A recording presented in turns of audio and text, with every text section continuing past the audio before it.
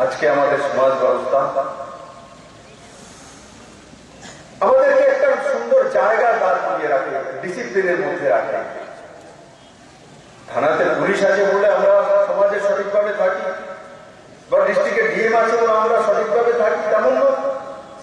আমরা তার জন্য সঠিকভাবে থাকি আমাদের মধ্যে একটা সুস্থ মানসিকতা তৈরি করে দেয় সমাজ ব্যবস্থায়। সমাজপতিরা সমাজের মাধ্যমে মা বাবা ভাই বন্ধু পাড়া প্রতিবেশী তাদের মধ্যে একটা সম্পর্ক থাকে।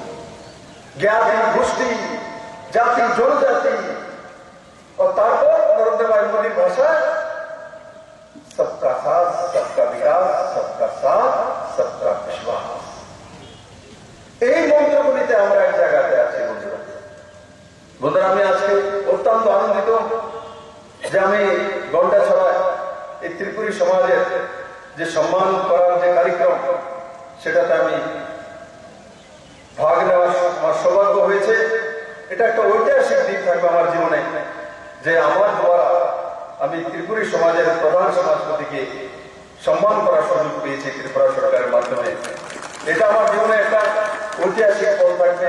আমি আশা করি এই অঞ্চলের লোকপ্রিয় নেতৃত্ব এবং পূর্ব লোকসভার এমপি রেবুদেবী করার জন্য সেটা একটা ঐতিহাসিক দিন, যে উনি এমপি থাকাকালীন ত্রিপুরাতে ত্রিপুরী সমাজকে ত্রিপুরা সরকার সরকারিভাবে সম্মানিত করেছে এবং মান্থলি মাসিকে অনারের ব্যবস্থা করা হয়েছে।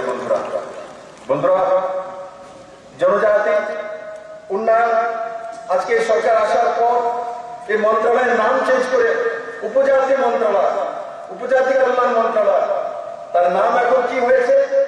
এখন কি উপজাতি কল্যাণ মন্ত্রণালয়ের নাম রাখা আছে?